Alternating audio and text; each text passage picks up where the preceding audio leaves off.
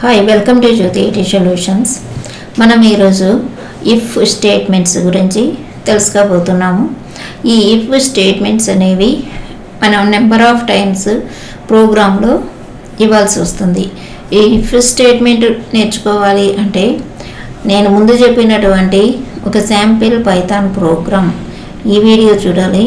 దాని తర్వాత చెప్పినటువంటి 2 వీడియోస్ చూసినట్లయితే మీకు ఈజీగా అర్థమవుతుంది. అంటే types of Python, types of statements in Python చూడాలి, స్టేట్మెంట్ ఫ్లో కంట్రోల్ కూడా చూడాలి. ఇప్పుడు మనం ఇఫ్ స్టేట్మెంట్ గురించి తెలుసుకుందాము. ఆల్రెడీ ముందు చెప్పినటువంటి వీడియోలో సీక్వెన్స్ అంటే ఇక్కడ 3 టైప్స్ కన్స్ట్రక్షన్స్ ఉంటాయి. వాటిల్లో సీక్వెన్స్ అనేది డిఫాల్ట్ కన్స్ట్రక్షన్. ఈ డిఫాల్ట్ కన్స్ట్రక్ట్లో సీక్వెన్స్లో మనకు 1 by 1 స్టేట్మెంట్స్ అనేవి ఎగ్జిక్యూట్ అవుతూ ఉంటాయి.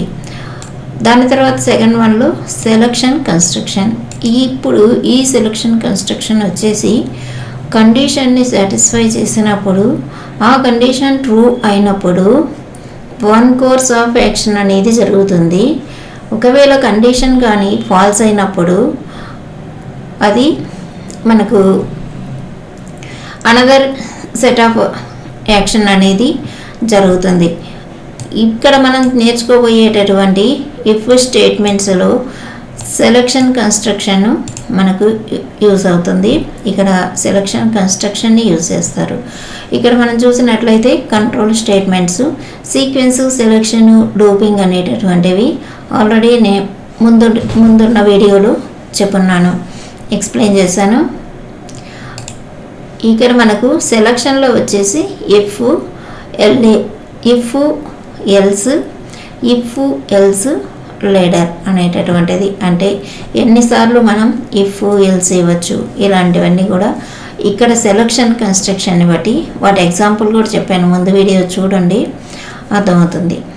దాని తర్వాత ఇటరేషన్లో లేకపోతే లూపింగ్లో ఫార్ వైల్ని యూజ్ చేస్తాము, ఇది ఈజీగా ఉండడం కోసం. ఇప్పుడు ఇఫ్ స్టేట్మెంట్ అంటే ఏంటి అనేది చూద్దాము. ఇఫ్ స్టేట్మెంట్ అనేది కండిషనల్, ఇదొక కండిషనల్ స్టేట్మెంటు. ఇది మనకు సెలక్షన్ కన్స్ట్రక్ట్ని ఇంప్లిమెంట్ చేస్తుందన్నమాట. ఇఫ్ స్టేట్మెంట్ అనేటటువంటిది ఒక పర్టికులర్ కండిషన్ని టెస్ట్ చేస్తుంది. ఆ కండిషన్ కానీ ట్రూ అని ఎవాల్యుయేట్ చేసినప్పుడు ఒక కోర్స్ ఆఫ్ యాక్షన్ అనేది జరుగుతుంది. ఒకవేళ ఆ కండిషన్ అనేది ఫాల్స్ అయినప్పుడు అనదర్ కోర్స్ ఆఫ్ యాక్షన్ అనేది మనకు ఇక్కడ ఎగ్జిక్యూట్ చేస్తుంది. మనం ఇక్కడ ఇఫ్ స్టేట్మెంట్స్లో ఆల్రెడీ మనం నేర్చుకున్నటువంటి ఆపరేటర్స్లో రిలేషనల్ ఆపరేటర్స్, లాజికల్ ఆపరేటర్స్ ఇలాంటివన్నీ కూడా హెల్ప్ అవుతాయి. అందుకే నేను డీటెయిల్గా అవి సపరేట్గా బేసిక్స్గా మీకు వీడియోస్ చేసి అప్లోడ్ చేయడం జరిగింది. అవన్నీ ఎలా యూజ్ చేస్తాము అంటే ఏంటి అనేది ఇక్కడైతే నేను చెప్పట్లేదు, ఆల్రెడీ వీడియోస్ చేస్తున్నాను కాబట్టి ఇక్కడ ఎలా యూజ్ చేస్తామనేది మాత్రమే ఇఫ్ స్టేట్మెంట్లో రిలేషనల్ అండ్ లాజికల్ ఆపరేటర్స్ని ఎలా యూజ్ అవుతాయి అనేది మాత్రమే ఎక్స్ప్లెయిన్ చేస్తాను, చూపిస్తాను. అలాగే మనకు బూలియన్ వాల్యూ ట్రూ ఉంటుంది, ఫాల్స్ ఉంటుంది. ట్రూత్ వాల్యూ కూడా ట్రూ, ఫాల్స్ ఉంటుంది. బూలియన్ వాల్యూ, ట్రూత్ వాల్యూ రెండు కూడా ఆల్వేస్ సేమ్ కాదు. కొన్నిసార్లు సేమ్ అవుతాయి, కొన్నిసార్లు సేమ్ కాకపోవచ్చు. అది డిపెండింగ్ ఆన్ ప్రోగ్రామ్ మీద ఉంటుంది. మీరు కానీ ఈ సింటాక్స్ చూసినట్లయితే ఇక నేను 3 టైప్స్ సింటాక్స్ ఇచ్చాను, కానీ ఈరోజు మనం ఫస్ట్ సింటాక్స్ మాత్రమే నేర్చుకుందాము. ఈ సింటాక్స్లో ఇఫ్, టెస్ట్ ఎక్స్ప్రెషన్, అలాగే స్టేట్మెంట్స్ ఉంటాయి. మనకి ఎగ్జాంపుల్కి ఇఫ్ అనేటటువంటిది కీబోర్డ్ అన్నమాట. ఈ కీబోర్డ్ వచ్చినప్పుడు మనకు ఎండింగ్లో కంపల్సరీగా కోలన్ రావాలి. ఈ మధ్యలో వచ్చేటటువంటి టెక్స్ట్ ఎక్స్ప్రెషన్ అనేటటువంటిది మనం ఇచ్చేటటువంటి కండిషన్ అన్నమాట. దాని తర్వాత ఇఫ్లో ఇండెంటేషన్ పెట్టుకొని ఆ స్టేట్మెంట్స్ అనేవి ఒక స్టేట్మెంట్ అంటే సింగిల్ స్టేట్మెంట్ కానీ కాంపౌండ్ స్టేట్మెంట్స్ కానీ యూజ్ చేసుకోవచ్చు. కాంపౌండ్ స్టేట్మెంట్స్ అంటే గ్రూప్ ఆఫ్ స్టేట్మెంట్స్ ఇలా యూజ్ చేసుకోవచ్చు. ఇప్పుడు మనం ప్రాక్టికల్గా చూద్దాము. ఇక్కడ ఒక చిన్న ఎగ్జాంపుల్ చూపిస్తున్నాను. ఇది ఫైల్లో మనం ప్రోగ్రామ్ ఇచ్చుకుంటాము.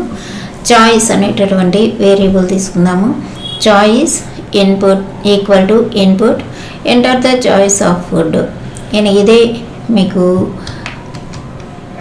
మనం యూజ్ చేసేటటువంటి సెకండ్ వన్ ఇఫ్ ఎల్స్లో, అలాగే ఇఫ్ ఎల్ఎఫ్ ఎల్స్ ఇట్లన్నిట్లో కూడా సేమ్ ఎగ్జాంపులే వస్తుంది.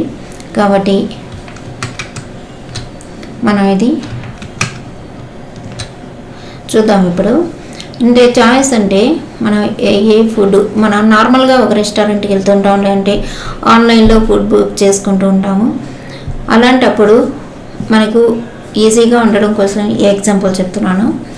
చాయిస్ వెజ్, ఇక్కడ వేరియబుల్ ఇచ్చాను. ఇఫ్ అనేటటువంటిది కీవర్డ్ కాబట్టి కోలన్ అనేది కంపల్సరీగా రావాలి.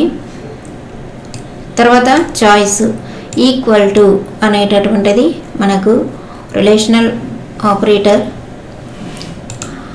దాని తర్వాత వెజ్గా మనం వెజ్ని ఆఫర్ చేయాలి అనుకుంటే ఇది ఓన్లీ ఇఫ్ స్టేట్మెంటే కాబట్టి ఓన్లీ ఇఫ్ ఇచ్చాను. దాని తర్వాత ప్రింట్ వెజ్ అయితే welcome to vegetarian food house అని వచ్చేలాగా. ఇప్పుడు దీన్ని ఆల్రెడీ నేను సేవ్ చేశాను. ఇప్పుడు డైరెక్ట్గా రన్ చేస్తాను. ఇక్కడ enter the choice of food అని మనం ఇచ్చినటువంటి ఇన్పుట్ ఫంక్షన్ వచ్చింది. మనం ఇక్కడ వెజ్ ఇచ్చినట్లయితే మనకు ప్రింట్ ఫంక్షన్లో ఏముందో అది చూపిస్తుంది. Welcome to vegetarian food house అని. అలాగే మనం వెజ్ కొండ వేరే ఏదైనా ఇచ్చినప్పుడు ఏమొస్తుందో చూద్దాము. ఇంకొకసారి రన్ చేసి నాన్ వెజ్ అని ఇద్దాము. ఇప్పుడు మనకు ప్రింట్ ఫంక్షన్ అనేటటువంటిది తీసుకోదన్నమాట. ఇలా మనకు కండిషను ట్రూ అయినప్పుడు మనకు ప్రింట్లో ఉండేటటువంటి ఇన్పుట్, మనకు ప్రింట్లో ఉండేటటువంటి కంటెంట్ అనేది ఎగ్జిక్యూట్ అవుతుంది. అలాగే కండిషన్ ఫాల్స్ అయినప్పుడు ఇగ్నోర్ చేస్తుంది. అలాగే ఇంకొక ఎగ్జాంపుల్ చూద్దాము.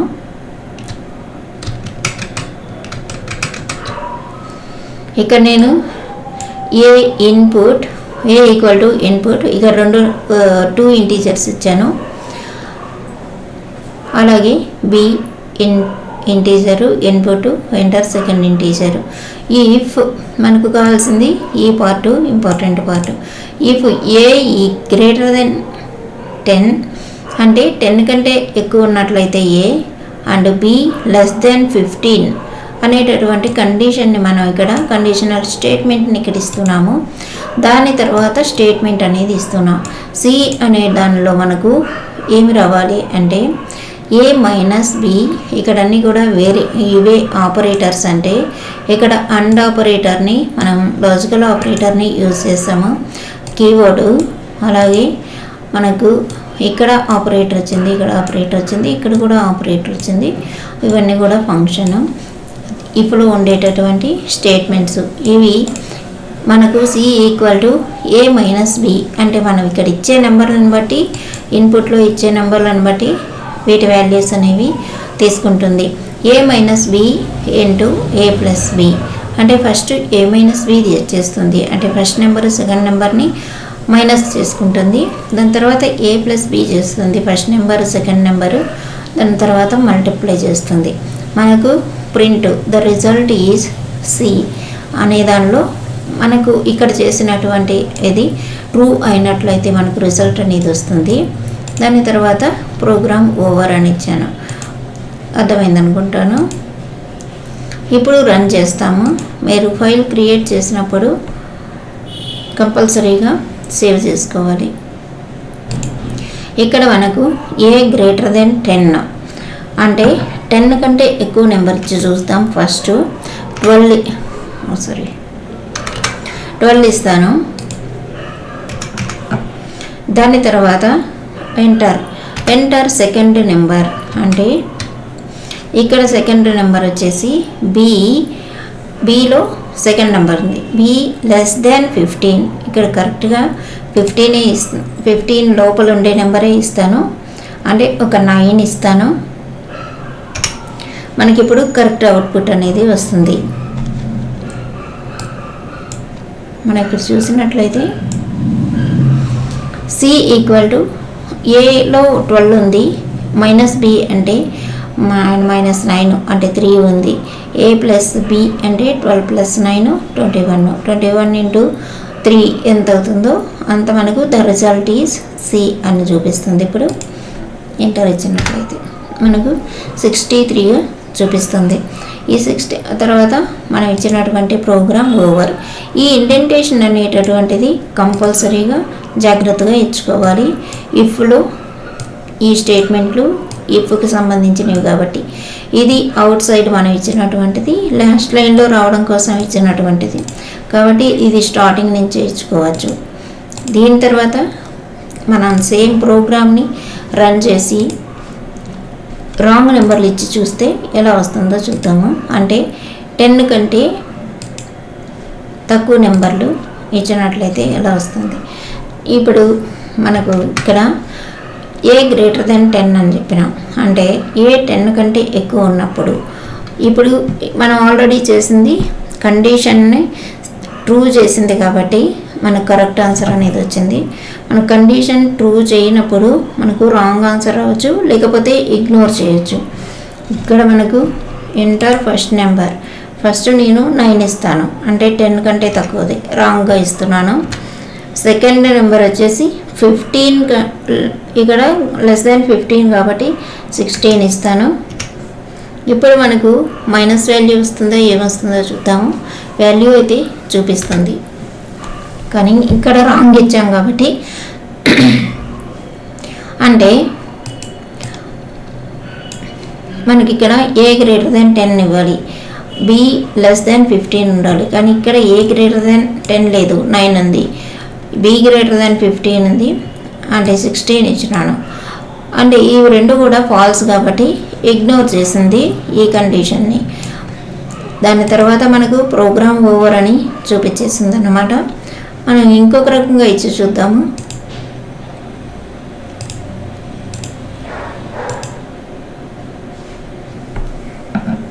ఇక్కడ నేను మళ్ళీ 12 ఇస్తాను. దాని తర్వాత ఒక 16 ఇస్తాను. ఒక నెంబర్ కరెక్ట్, ఒక నెంబర్ రాంగ్గా ఇచ్చినట్లయితే ఏమొస్తుందో చూద్దాము. ఇది కూడా ప్రోగ్రామ్ ఓవర్ అని ఇచ్చేసింది. ఇలా మనకు ఇఫ్ స్టేట్మెంట్ అనేది వర్క్ అవుతుంది. ఇంకొక ఎగ్జాంపుల్ చూద్దాము.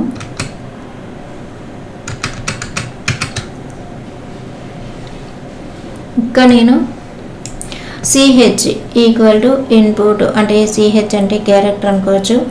Input enter a single character అని ఒక సింగిల్ క్యారెక్టర్, ఆ సింగిల్ క్యారెక్టర్ అనేది ఇక్కడ ఇఫ్ CH = ఇక్కడ ఆపరేటర్ యూజ్ చేసాము. ఇలా మనం ఆపరేటర్స్ని ప్రోగ్రాంలో యూజ్ చేసుకుంటాం. ఇక్కడ చూడొచ్చు, ఇక్కడ చూడొచ్చు, ఇవన్నీ కూడా. ఇది ఇఫ్ కీవర్డ్ వచ్చినప్పుడు కంపల్సరీగా కోలన్ అనేది రావాలి ఇక్కడ. దాని తర్వాత ఇక్కడ నేను ఎంటీ స్పేస్ ఇచ్చాను కోలన్స్ మధ్యలో, అంటే ఫస్ట్ ఇఫ్ స్టేట్మెంట్లో ఎంటీ స్పేస్ ఇస్తున్నాను, యూ ఎంటెడ్ ఏ స్పేస్ అని ఇక్కడ ప్రింట్ అవుతుంది మనం కానీ స్పేస్ ఎంటర్ చేసినప్పుడు. అలాగే ఇఫ్ సెకండ్ స్టేట్మెంట్లో మనం ఇలా ఎన్నైనా ఇచ్చుకోవచ్చు ఇఫ్ అనేటటువంటి స్టేట్మెంట్స్ని. CH > 0 అండ్ CH < 9, అందుకని ఇక్కడ సింగిల్ క్యారెక్టర్ అని ఇచ్చాను అన్నమాట. ప్రింట్ యూ ఎంటెడ్ ఏ డిజిట్, మనం ఏదైనా నెంబర్ కానీ ఇచ్చినట్లయితే అది డిజిట్ అని చూపిస్తుంది. 0 నుంచి 9 వరకు ఇస్తే, మనం స్పేస్ ఇచ్చినట్లయితే యూ ఎంటెడ్ ఏ స్పేస్ అని ఎగ్జిక్యూట్ చేస్తుంది మన ప్రోగ్రామ్ని. ఇప్పుడు రన్ చేద్దాము.